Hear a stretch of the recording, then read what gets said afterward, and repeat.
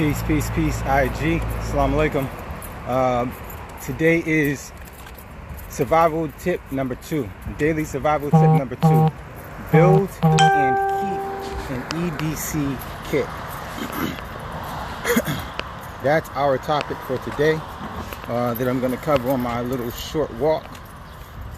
Survival tip number 2. Daily survival tip number 2. Build and keep an E.D.C. E.D.C is an acronym for everyday carry. Everyday carry. You want to build and keep an everyday carry kit. Now this kit can come in many forms. It's up to you. This kit is something that is going to be personalized to your situation, your circumstances. There's certain factors that are going to play into how you build your kit and in what form you build your kit. What do I mean? Your geographical location. If you live somewhere like me on the East Coast and it's the middle of the winter time, you know I'm going to keep certain things in my kit like hand warmers. I might keep an emergency Mylar blanket just in case I'm trapped outside or something happens and I need that blanket to help retain heat. Ice packs, definitely gloves, scarf, hat. Things that you keep with you every single day in the winter time, right? But that's like East, like you're not gonna keep a scarf and winter gloves on you in California any time of the year, right? So where you live, like in California, you might keep a respirator on you, something that is good for filtering out carbon monoxide, just in case you get caught up around a wildfire and the smoke is drifting in your area. You might want to throw a respirator on real quick in order to preserve your lungs and prevent yourself from inhaling too much fumes or soot or whatever from the smoke. If you live somewhere down south, where they experience a lot of hurricanes and stuff, a lot of that type of weather, your E.D.C kit's gonna fit that what you need. So what forms might it come in? Peace back, Q minus in the building. It might be in the form of a backpack. I keep my backpack with me every day. You might have a fanny pack. It might be a pocketbook. It could be a toolbox or something that you keep inside your vehicle. It could be a tote bag. It could be one of those. It could be a suitcase that with the wheels on it. It really depends on you, how you travel. If you ride your bike everywhere you go, you see people keep their little sacks on the side of their bikes that they can pull with them, or that they can keep things in it with them. You might ride a motorcycle, same difference. So it's going to depend on you. But some of the basics, things that you can keep in an everyday carry kit, some form of communication. Most of us have a cell phone, right? You might have a backup cell phone. You might have some radios, two-way radios, FRS, GMRS, or ham radios, depending on your skill level, knowledge level, whether or not you're licensed or not. You can have these radios whether you're licensed or not. You just can't use it to transmit if you're not licensed. What about recommendations for protection for women? Yep. So I'll get into that too. So communication, that means even an extra charger or a full battery pack. Like one of those rechargeable battery packs. You might want to keep one of those full, just in case for some reason you can't get from point A to point B. You're stranded somewhere. If your phone starts to get low and you can't get to an outlet, you already have a fully charged power bank on you. You might want to consider carrying flashlight, water.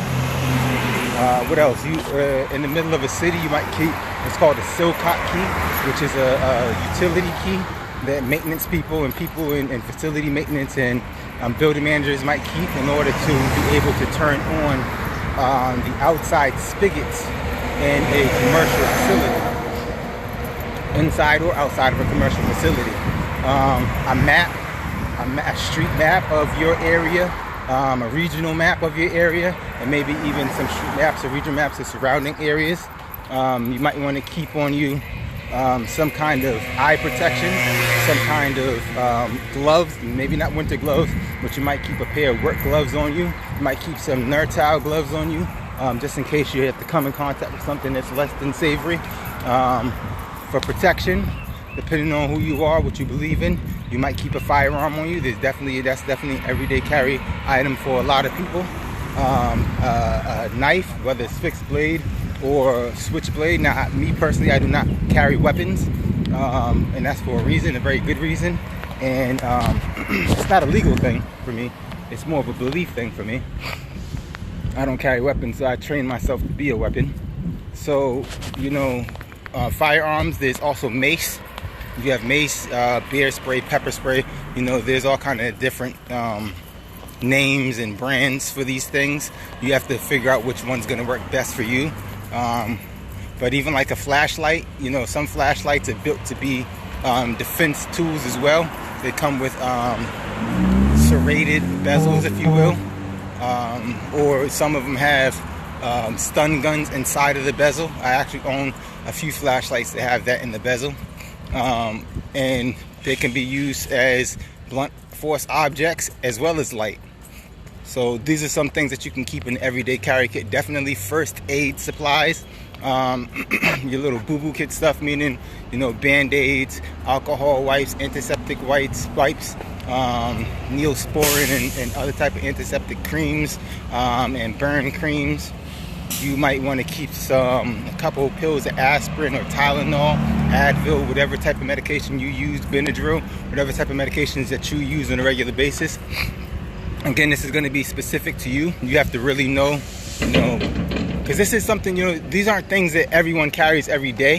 But the question you have to ask yourself is, if you were ever in a situation, a circumstance where you had to, or where you couldn't get back home, or you couldn't get back to where you just left. So you left work, couldn't get home, but couldn't get back to where you was at. And something just happened in that transitional period. And you ended up having to remain outdoors for X amount of time. Or just in general, got into a situation, a circumstance while you're out and about. You know, your car broke down. You had to make a beeline because you got an important phone call. You had to make a beeline to go somewhere else across the city and couldn't go and didn't have time to go home to get A, B, C, D, E, F, G. You might already have those things in your bag. Somebody might even carry a change of clothes, a light jacket, a small umbrella, something like that in an everyday carry kit. So it's really up to you, you know, based on your geographical location, based on what you do every day on a daily basis, how you operate. I know some women, they like to keep multiple pair of shoes. They'll keep some heels and they'll keep flats or sneakers or something like that, because they want to, you know, present themselves a certain kind of way, but then the feet start hurting, and so they keep another pair of shoes. Like, that's an everyday carry for some women. They got heels and then they got another pair of shoes. That's real. If you live in a place that rains often, it might not be raining today, but it could, the forecast switch up quick. You keep a light rain jacket on you or something like that. But you have to really look at your situation, your circumstances, and figure out, okay, if for some reason I couldn't get home or couldn't make it from point A to point B in a timely manner, what would I want to have on me in order to make that transitional period from the beginning of a situation or circumstance to the end of that situation or circumstance, make it as smooth as possible.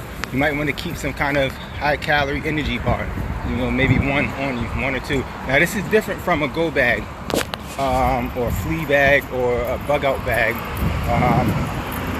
This is more so, like I said, it's something that you keep on you just in case. A bug out bag is something that you might keep inside your vehicle, something that you might keep, you know, in the closet right there, near the exits in your home. You might keep one in your office at work, so that, you know, the places that you frequent, you know, you're at work, you're in your office, you're in your vehicle, you're at home, the places that you frequent, if something was to happen while you're at one of those locations, or while you're in transition in your vehicle, you have a bag to sustain you for a minimum of 72 hours. That's more of a bug out bag, and it's gonna have a little bit more than what's in your just everyday carry kit. You might have fire starting, well, you might want to put fire starting capabilities in your E.D.C. That's up to you. I don't think that's necessarily necessary. But you might want to do that, and I'm not going to say for everyday carry you're going to carry 3 days worth of supplies. Now, I have talked about before going out on a regular basis and actually carrying around your bug out bag, you know, or take a bag that has the same amount of weight in it and just carry it around on a daily basis, and get your back, get your legs, get your body used to lugging around that type of weight, so that when the stuff hits the fan and now you have to carry this stuff, it's not going to be so much of a burden on you. You'll actually have the experience carrying it, and it not be such a shock on the system. So while I don't do that necessarily to the exact weight of my bug out bag, I always have weight on my back when I'm moving out and about. I always have a backpack, and it's not light, it's not really heavy either for me, but it has the stuff that I want on me every single day. If I get into something happens, I got things in my bag that I feel like I'm good, I'm secure. Honestly, I make it so that I don't need much. You know what I mean? I make myself so that I don't need much. I'm aware of my surroundings. I'm aware of a lot of what's happening around me, where I could go, what I could do. Right, the street I'm about to go down, I already know there's an apple tree on this street, so I don't have to worry about food. I can just go down here and get an apple. So if I'm ever in transition from home to where I'm going now, I already know there's food along this route.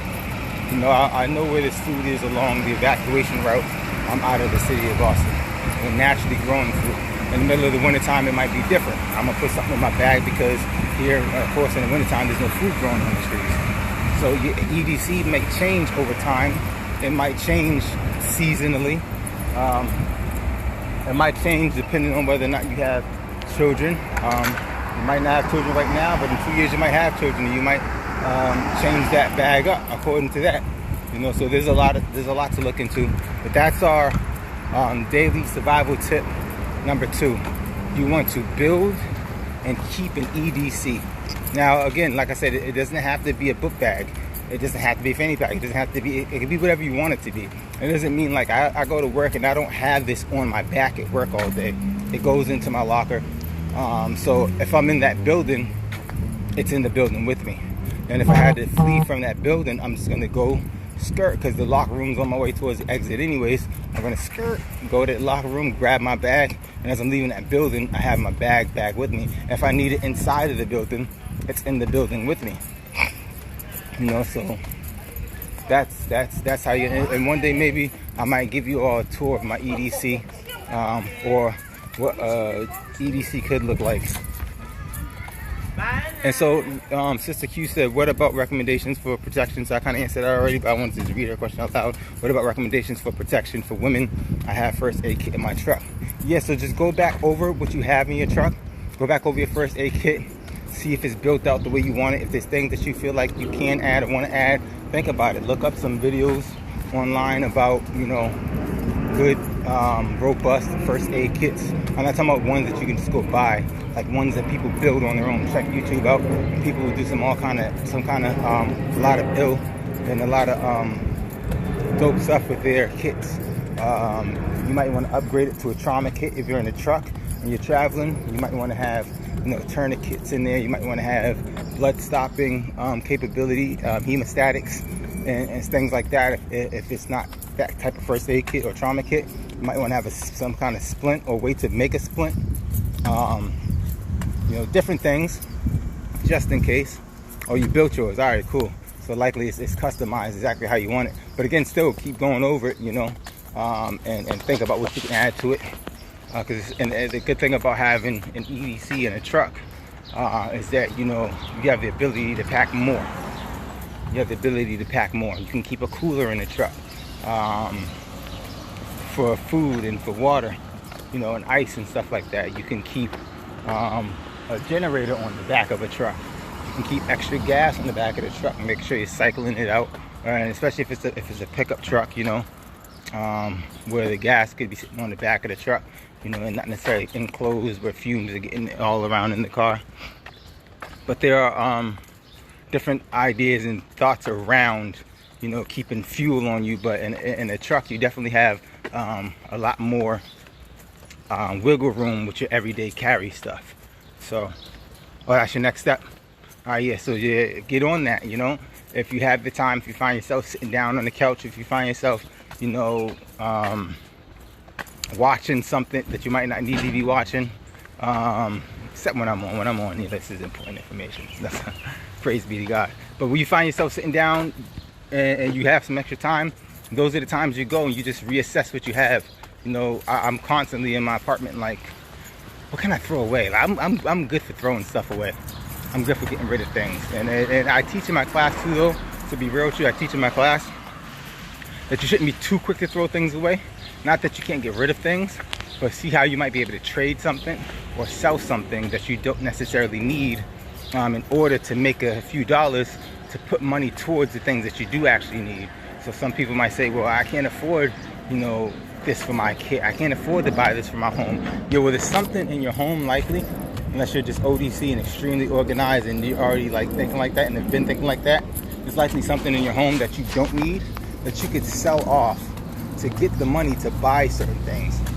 And some people don't see it in their budget to buy radios. I'm like, okay, I really don't see that in my budget. I don't really see the need for it yet, Brother Daniel, whatever have you.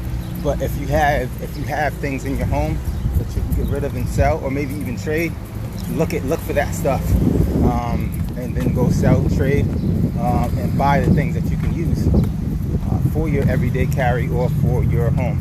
But that was it, family. That was daily survival tip number 2. Build and carry an E.D.C. everyday carry kit. Assalamu alaikum, brother Sally. Daniel KC1 is here, signing out. Peace.